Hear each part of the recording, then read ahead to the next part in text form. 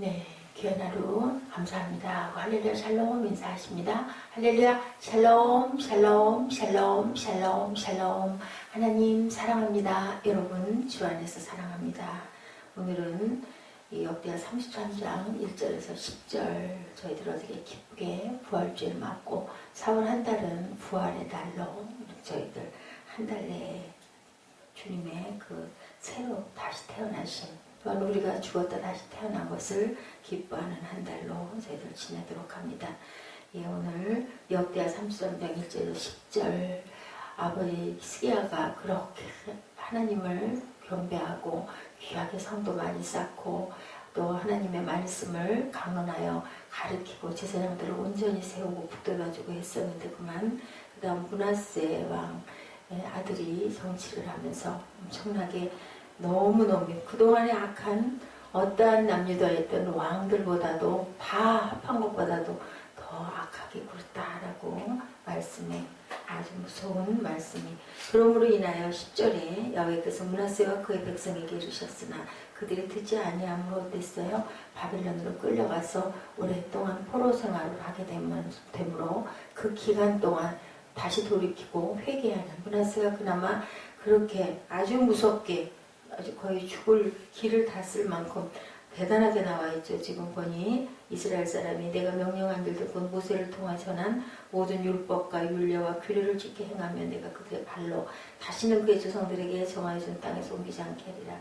하나님께서 이렇게 말씀하셨는데 유다와 예루살렘 주민이 므낫세의 꾀임을 받고 악을 행한 것이 야훼께서 이스라엘 자손 앞에서 멸하신 모든 나라보다 더욱 심하였더라. 이렇게 말씀을 하셨으니 이제 어떻게 했겠습니까? 네, 그렇게 심하게 아들들까지도 흰놈의 골짜기에서 불 가운데로 지나게 하는 아주 무서운 일 하나님께서 하지 말라는 짓은 있는 대로 다 했죠. 1절에서 7절 자기가 만든 아로새긴 목상을 하나님의 전에 세웠더라. 옛적에 하나님이 성전에 대하여 다윗과 그의 아들 솔로몬에게 이르시기를 내가 이스라엘 모든 지파 중에서 택한 이 성전과 예루살렘에 내 이름을 영원히 둘지라 이렇게 말씀하셨는데도 불구하고 그 모든 악을 그렇게 행합니다.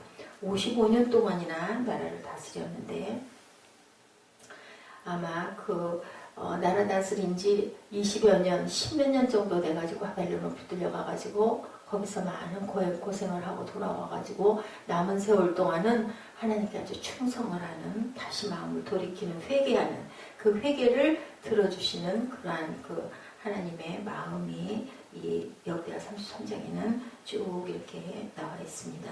이 열왕기하 21장 1절에서 9절까지 내용에 실려 있어요. 이 므낫세 왕의 그 악한 그리고 또한 다시 돌이킨 이 부분이 예, 우리 다시 이야기를 살핀다면은 굉장히 좋지 않은 얘기. 돌아갈 때도 예, 다윗성에 장사하지 못하고 어디에서요 궁에서 장사를 지내는 그러한 그 내용이 실려 있습니다. 이 어리석은 젊은 왕, 그의 나이가 굉장히 어린 나이에 왕위에 오르죠. 그런데 경고에 세워진 믿음을 멸하고 그의 아버지가 이뤄놓은 영광스러운 개혁을 이끌어 나가지를 못합니다. 가증한 이방 나라들을 따라가죠. 2절에 보면 하나님의 저런 우상 숭배로 더럽히죠. 4절 5절이죠. 뿐만 아니라 그는 그의 자녀들을 몰록 신앙에 바치고 마귀의 거짓된 신탁을 그의 길잡이와 모사로 삼고 하나님께서 시온 땅을 영원한 안식처로 하셨고 이스라엘을 그의 언약의 백성으로 삼으셨는데도 불구하고 그들을 꾀었고 열방보다 혹 심한 악을 행했다. 누구를? 자기 백성들을 이렇게 했어요. 10절은 선지자들을 통하여 그와 그 백성에게 이르셨으나 듣지 아니하였다. 하나님께서는 항상 바로 그 벌을 내리시는 일은 없습니다. 어떤 것으로든 사람을 통해서든 아니면 말씀을 통해서든 분명하게 잘못된 것을 우리 안에 있는 하나님이 우리를 알려주시든 그렇게 해서 알게 하는데 끝까지 듣지 않았다라고 나오죠. 고집스럽게 귀를 막아버렸어요. 하나님께서 그들에게 이런 말씀을 들려주신 것. 악할지라도 하나님은 어떻게 하세요? 그 선하심을 거두지 않으시고 그들의 마음 돌리기를 은혜롭게 기다리게 한 때문인데 그의 선하심에도 불구하고 악을 버리려 하지 않고 돌아오기를 싫어해서 결국은 포로로 잡혀가는 그러한 사태가 일어납니다. 믿음이 두터운 부모들의 자손들이 그들이 배운 대로 하나님의 선한 길을 따르지 않는다는 것, 새로운 일은 아니지만 굉장히 슬픈 일이죠. 간간히 보면 콩 심은데 콩 난다고 하는데 그렇지가 않은 경우가 우리 사람 사이에 있습니다. 어쩌면은 아버지가 너무 하나님의 그 율법대로만 살아가다 보니까 아들의 입장으로는 또 그 부분이 너무 힘이 들어서 그러진 않았을까, 이런 마음도 제가 한번 먹어봤습니다. 믿음의 타락은 치유된 것처럼 보이더라도 재발하기가 쉬운 병이다. 이 세상의 신은 인간 마음을 교묘하게 속이고 그의 포로가 된 자들에게 놀라운 힘을 발휘한다. 그죠? 그렇지 않고는 그가 인간의 가장 훌륭한 친구인 하나님으로부터 그들을 끌어내어 그들의 숙적에게 의지하도록 만들지는 못했을 것이다. 하나님의 그 도를 만들어가는 것은 굉장히 어려운 긴 기간 동안인데요. 악을 따라가기는 너무 순식간에 악한 길로 들어가죠. 여기서 므낫세의 개혁사업에서 그 다음 주 우리 11절부터 20절까지인데 우리 함께 같이 교독해서 한번 읽어보십니다. 33장 11절부터 20절까지. 야훼께서 아수르 왕의 군대에 지휘관들이 와서 치게 하심에 그들이 므낫세를 사로잡고 쇠사슬로 결박하여 바벨론으로 끌고 간지라. 그가 환난을 당하여 그야 하나님 여호와께 간구하고 그의 조상들의 하나님 앞에 크게 겸손하며 기도하였으므로 하나님이 그의 기도를 받으시며 그의 간구를 들으시사 그가 예루살렘에 들어와 다시 왕에 앉게 하심에 므낫세가 그제야 야훼께서 하나님이신 줄을 알았더라.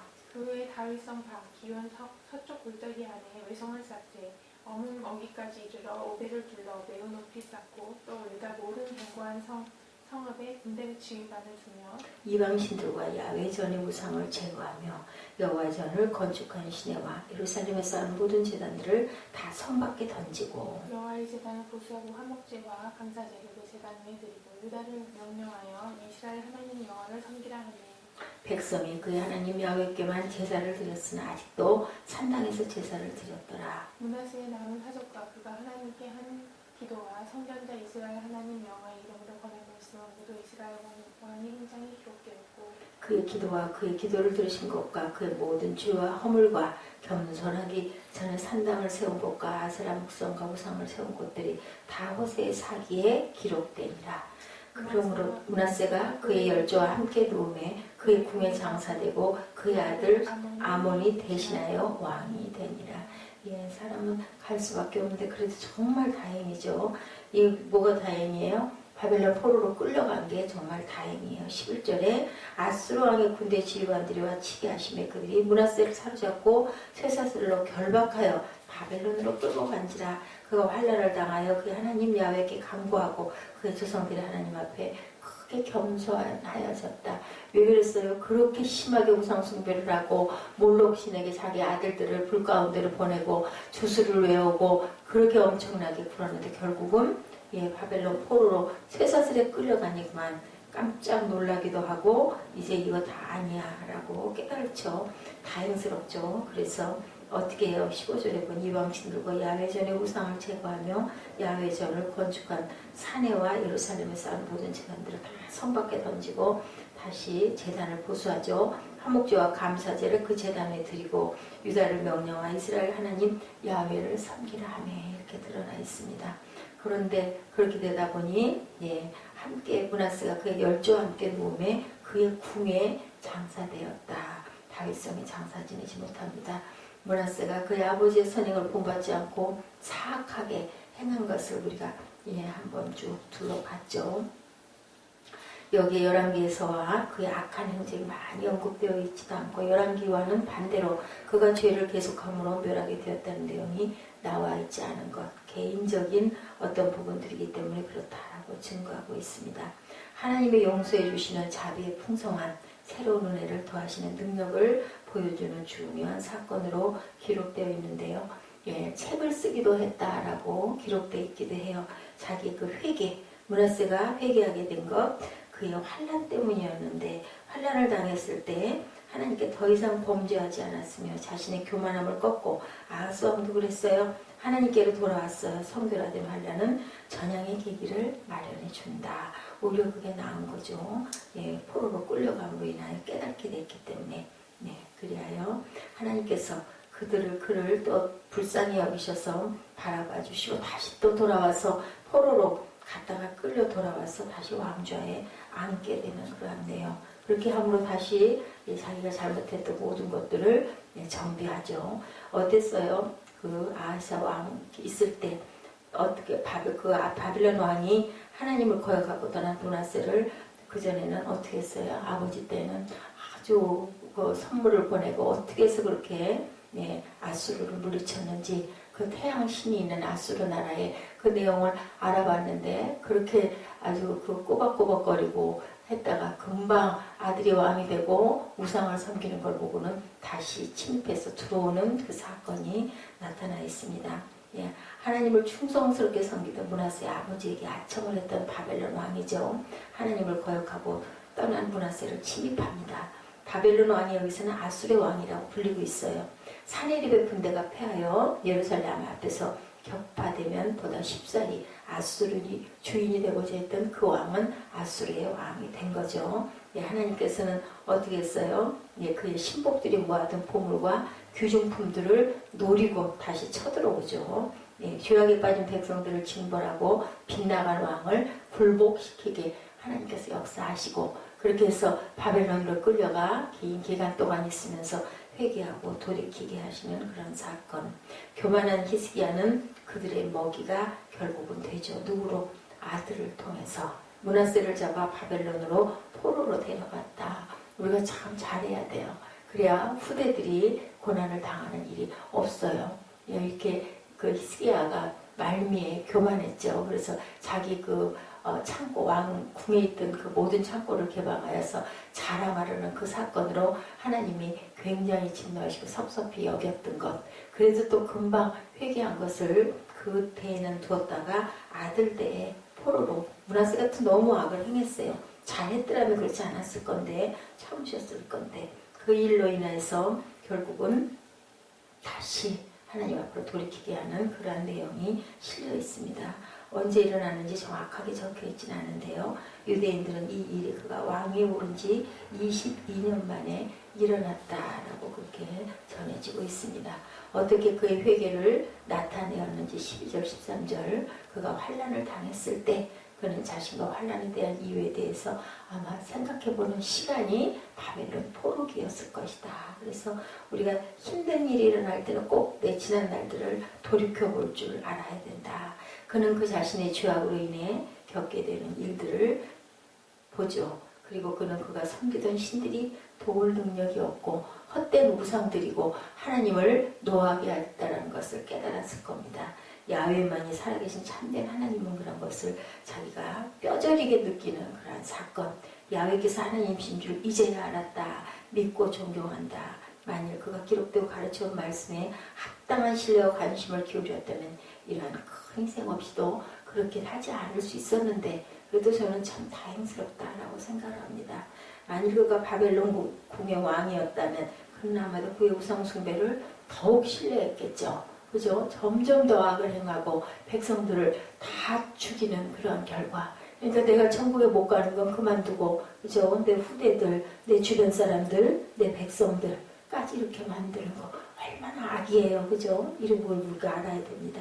그는 이제 그의 하나님께 의지하게 됐다. 그의 모든 다른 신들을 물리치고 열조의 하나님이시며 그와 언약을 맺으신 하나님께만 매달릴 것을 결심하고 굉장히 두려워하고 뉘우치고 그 다음에 남은 생애는 하나님 중심으로 온전하게 살았다고 그렇게 기록되고 있습니다. 그는 스스로 하나님 앞에서 그의 교만을 꺾고 그가 진심으로 자기의 죄를 뉘우치고 부끄럽게 생각하며 하나님의 진노를 두려워합니다. 얼마나 놀랐으면 얼마나 아주 충격을 엄청나게 받은 거죠. 환난 중에 있는 자들도 그들을 바로잡으신 하나님의 손 아래에서 그들의 죄악에 대한 징벌을 겸손히 받아들였다. 그는 하나님께서 그의 죄를 용서하시고 은총을 다시 내려주실 것을 간구하는 기도서를 씁니다. 유다왕 므낫세가 바벨론으로 사로잡혀서 갔을 때의 기도라는 표제가 붙은 책자가 발견되었는데 항상 그래요. 지금 우리 신약 성경 또 구약성경 쓴 그 저자들이 정확하게 드러나지 않고 그렇게 그 사람이 썼다 하지만 누가 대필해 줄 수도 있었고 주변 사람이 썼을 수도 있다라고들 그렇게 밝혀지고 있어요. 알 수가 없는 거죠. 그렇기 때문에 그 기도서가 그 문하세가 썼는지는 모르지만 참된 회개를 나타내는 훌륭한 기도서로 많은 사람들이 그 기도서를 이용했다라고 나오고 있어요. 그것인지 아닌지는 분명치가 않지만 그 속에 그는 그들 열조의 하나님이시며 그들의 의로움의 씨앗 되시는 하나님께만 영광을 돌리고 있다라는 내용이 나타나 있습니다. 거역할 수 없는 진노를 내리시나 측량할 길 없는 자비로운 약속을 주시는 이 세상의 창조주 하나님께 영광을 돌린다. 여기서 다음과 같이 강구합니다. 하나님께서는 죄 지은 자들에게 회개와 용서를 약속하셨습니다. 그리고 아브라함, 이삭 그리고 야곱과 같은 의인을 위해서가 아니라 나 같은 죄인을, 왜냐하면 나는 모래알보다 더 많은 죄를 범했기 때문입니다. 라고 이렇게 회개에 나타나 있다고 합니다. 구원기 위해 회개를 명하셨습니다. 그는 이처럼 그의 죄를 모두 고백하고 그 죄를 더욱 무겁게, 나는 이렇게 죄인입니다. 그러니까 우리가 남을 탓하고 남을 비방하고 그렇게 하면 절대로 거듭난 사람이 아니다라고 보면 되는 거예요. 어떤 아버지가 그런 일이 있었다고 합니다. 아들하고 같이 얘기를 나누는데 계속 자기 주변의 친구들, 주변 사람들을 비난하는 말을 끊이지 않고 하더래요. 그랬더니 아버지가 그렇게 편지를 썼더랍니다. 너는 아직 구원받지 않았구나. 내가 너를 위하여 기도하겠다라고 얘기를 했대요. 그렇기 때문에 우리가 어떤 그 얘기를 하고 나서는 잠잠히 침묵하며 돌아보고 내가 또 죄를 지었구나 하는 생각을 해야 된다는 거죠. 그렇게 해서 저를 용서하시옵소서. 주여 저를 용서하시고 멸하지 마옵소서. 당신은 회개하는 자의 하나님이십니다. 라고 기도했다고 합니다. 그러므로 나는 당신을 영원히 찬미하겠습니다. 어저께 잠깐 그 김정환 목사님이 설교하시는 부분에 찬양이 얼마나 위대한 기적을 일으키나라는 그런 그 설교를 언뜻 제가 주방에서 동방송을 통해서 들었는데요. 찬양으로 사람을 살리기도 하고 찬양으로 내가 다시 돌이켜지기도 하는 귀한 역사의 얘기. 아내를 그렇게 핍박을 했다고 합니다. 찬송가 부르는 거 부하까지 따라 핍박을 하고 가진 못된 짓을 다 하고 그냥 그 발길로 걷어차고 찬송가 부른다고 부호로 쫓아와가지고 두들겨 패고 기다리고 있다가 교회 갔다 오면 안에 붙들어가지고 대문 앞에서 머리 끄들고 그 지난 그 세월 우리의 그 선조 그 어머니들이 얼마나 고통을 많이 받아 예수를 잘 믿을 수밖에 없었을 것 같아요. 예수님은 그 여인들을 굉장히 사랑하셨죠. 그리고 세워주셨죠.